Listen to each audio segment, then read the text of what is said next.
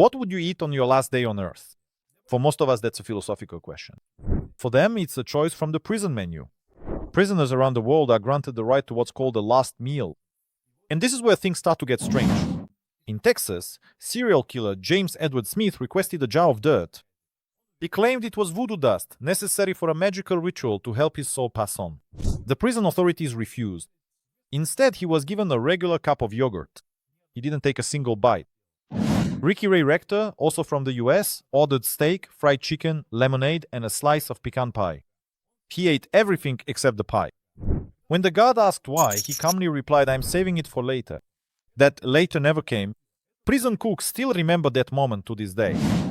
Lawrence Russell Brewer, convicted of a racially motivated murder, requested an almost 10-pound meal: 2 fried steaks, 3 corn dogs, half a loaf of white bread, a cheese omelette, a burger, a chicken leg, pizza, meat, tacos, and ice cream.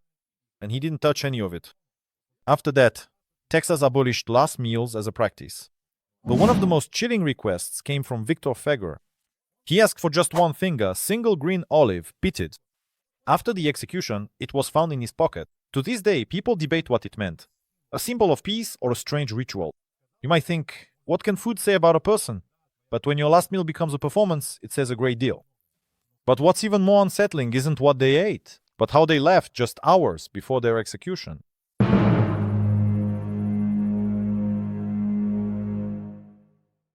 Prison guards often say, the most frightening ones aren't those who cry on their last night, but those who laugh.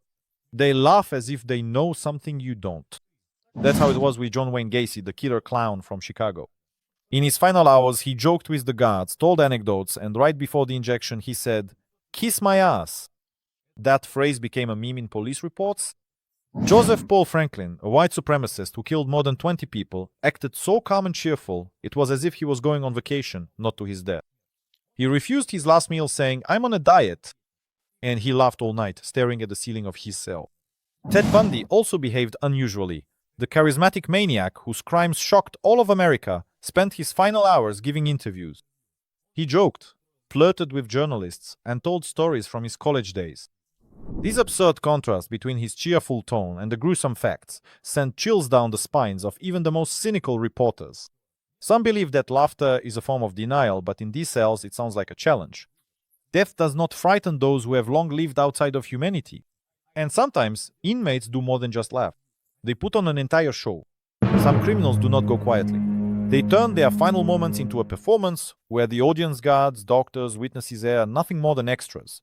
Karl Panzram, recognized as one of the most brutal murderers in US history, refused to cooperate with the executioners before his execution. He shouted, "Hurry up and drop the damn trap. I could have killed a dozen while you were wasting time here." He seemed to think he was the main character in a tragicomedy. In Japan, a criminal named Tominaga began loudly singing a military anthem before he was hanged. He didn't stop even as he was being led to the noose. The guards recalled, "We felt like we were executing an actor." In Colombia, a man accused of mass murder put on a homemade mask and shouted, "Death is not the end, I will return!" He looked each person in the eye as if hypnotizing them. One of those present later said, "I felt the hair on the back of my neck stand up." Such shows are not just for shock value. It's the final act of control. The last chance to prove they're stronger than even death. But the most terrifying thing isn't their actions, but their words.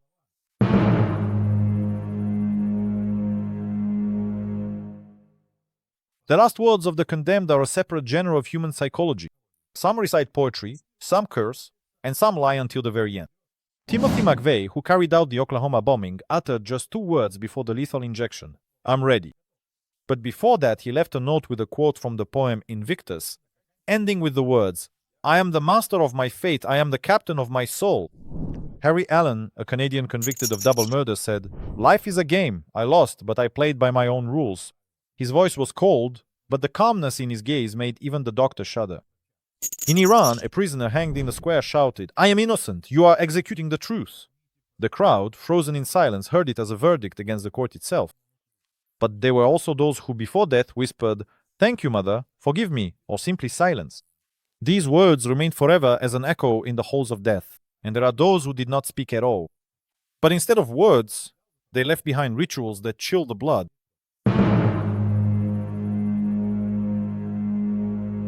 In Saudi Arabia, prisoners are allowed to perform ablutions before execution, read the Quran, and even kiss their loved ones. But all of this takes place in absolute silence and under the watchful eye of the executioner's sword. In ancient Japan, before committing harakiri, a samurai would drink a cup of sake and write his final haiku. One of them read, "Like the morning mist, I vanish into emptiness."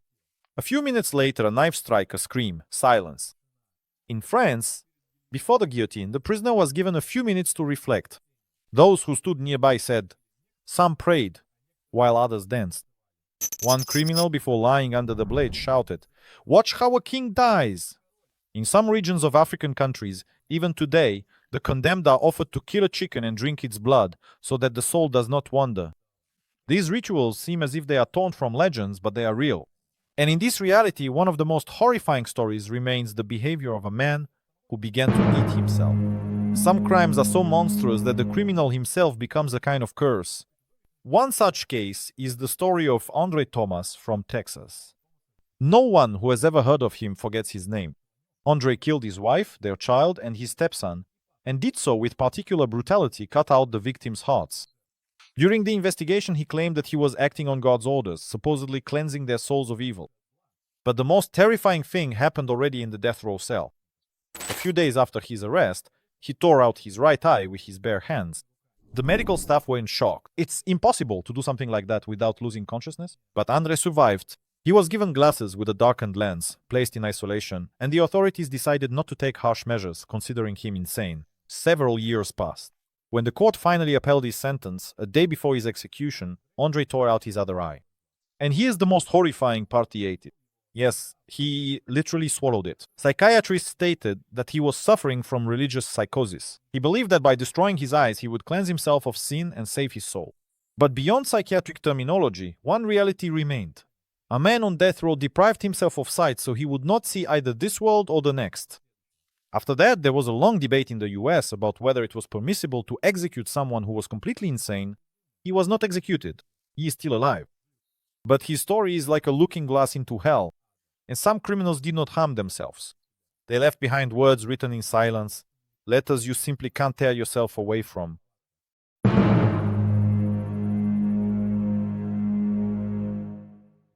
When a person's voice is taken from them, they are left with the pen. The last letters of death row inmates are not just text, they are documents of fear, madness, remorse, or outright malice. Eileen Wuornos, the first female serial killer in the US, claimed in her final messages that the FBI had used her as a guinea pig. "I'm going to board a UFO. They'll come for me at midnight," she wrote. Some believe it was irony, others madness. A killer named Wesley Allen Dodd wrote to the parents of his victims, "I am not asking for forgiveness. I admit that I enjoyed what I did. I was the devil in a human body." His letter was not published for a long time. It was too grim even for the archives. But there were others. John Spiro, executed in Virginia, wrote to his daughter, "Daddy is leaving. Don't be afraid of death. It's more peaceful than prison." This letter was read at her wedding many years later. These lines are not from textbooks or movies. They are a breath held before the darkness. Each letter is like a message from a world where voices are no longer heard. But there are those who have gone into complete silence. No letters, no words, and that is even more frightening.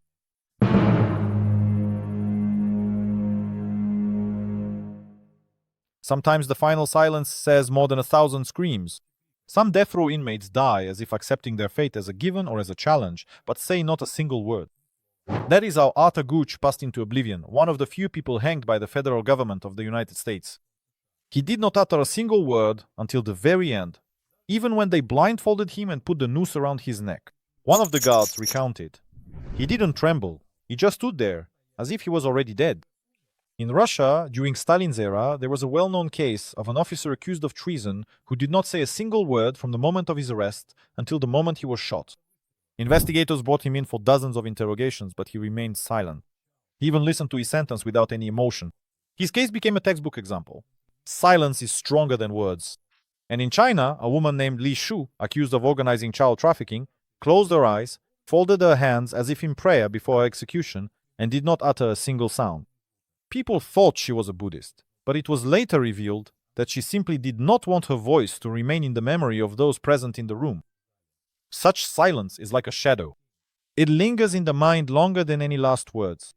And it is especially terrifying when it turns out the wrong person was executed.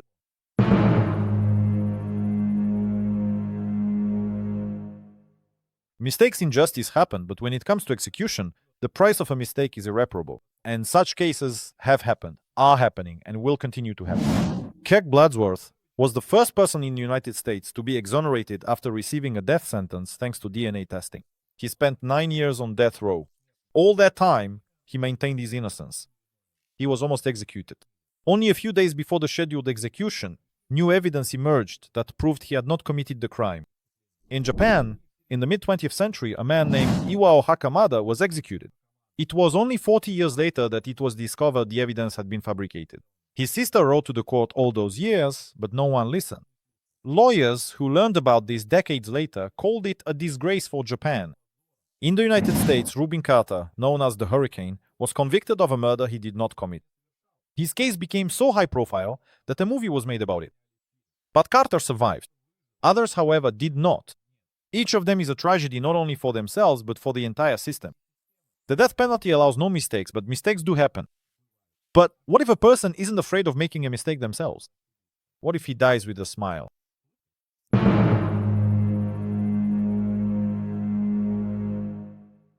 There are people for whom death is not the end, but just another scene. And when the curtain falls, they leave, laughing in the face of execution itself.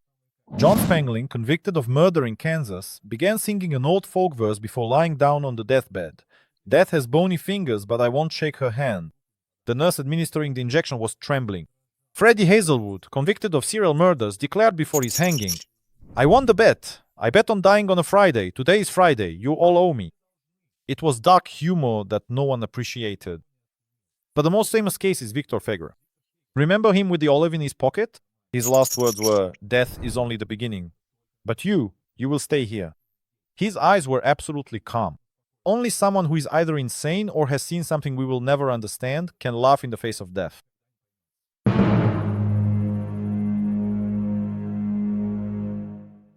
Some inmates felt no remorse, no regrets.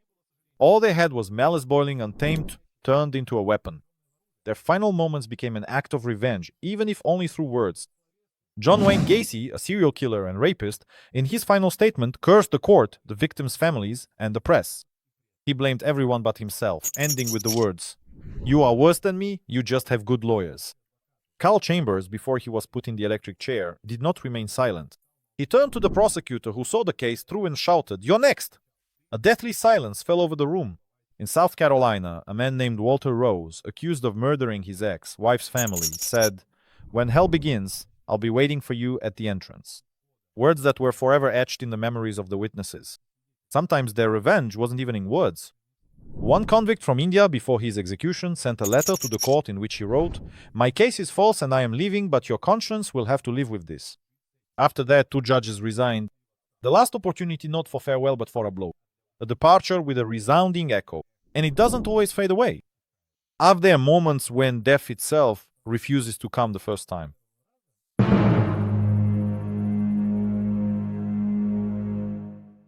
Mistakes during executions are one of the most horrifying topics.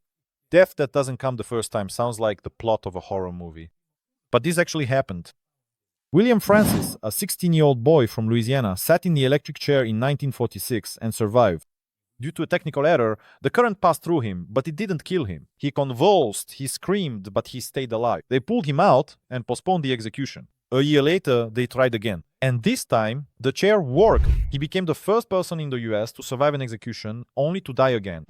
In Ohio, Rommel Broom lay on the table for 2 hours in 2009. Medical staff tried to administer a lethal injection, but couldn't find a vein. He screamed, writhed, and begged them to stop. In the end, the procedure was cancelled. He was returned to his cell. He lived another 11 years and died of natural causes, never facing a second attempt. In Iran, a man accused of murder survived the hanging. He was declared dead, but started moving in the morgue. The victim's relatives said he had received forgiveness from Allah. He was released. Sometimes death disrupts the performance, and then the questions become sharper than the executioner's sword. But what happens to the stage after the curtain falls? What about those who are left with the bodies?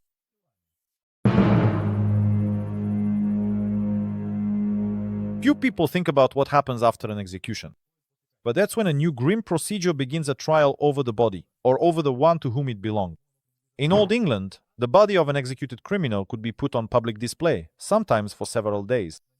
It would be hung on the gallows and left to rot. This was called gallows justice. The idea was to let everyone see the consequences. In the United States, in the mid-20th century, bodies were often not returned to relatives. They were cremated without a name. Authorities did not want criminals to have memorial graves, especially in the case of serial killers. In China, organs were sometimes harvested from executed prisoners for donation, without consent. This continued into the 2000s. International scandals could not completely stop the practice. Sometimes bodies were even lost. In Brazil, in the 2000s, authorities accidentally mixed up the bodies of two executed prisoners.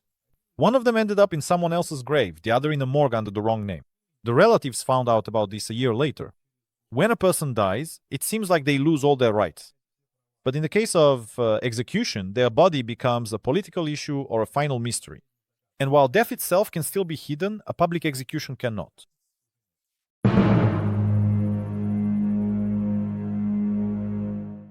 Public executions are among the oldest and darkest spectacles.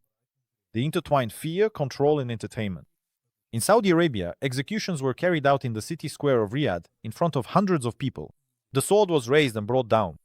For many years, this was considered an acceptable part of the culture. It was only with the advent of mobile phone cameras that the practice was exposed beyond the kingdom's borders. In France, the last public guillotine was used in 1939. The crowd applauded. The scene was so realistic that several spectators fainted. But everything was within the law. In North Korea, there were stories of executions in stadiums before tens of thousands of spectators. A person would be brought out, the sentence would be read, and then they would be shot. Sometimes with loudspeakers and applause. This is not a myth. Defectors have written about this, drawing diagrams of the executions from memory. In Iran, public hangings still take place on the streets. Children, the elderly, tourists see one becomes a witness. The executioner in a hood, prayers. The rope, no censorship. Death as a spectacle. The spectators as the scenery. But among these spectators, there are always those who remain in the shadows. People who see death every day and stay silent.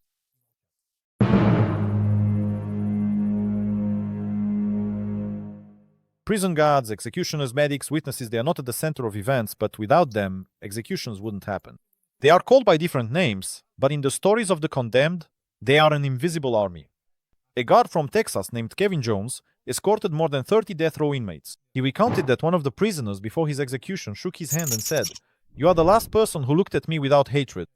After that, Jones quit his job. An executioner from Thailand, remaining anonymous, gave an interview 10 years later. "I couldn't sleep at night. I saw their faces in my dreams. I never knew who was worse, them or me." A female medic who administered lethal injections in Ohio said, "My hands shook every time, but I thought, if I don't do it, someone worse will."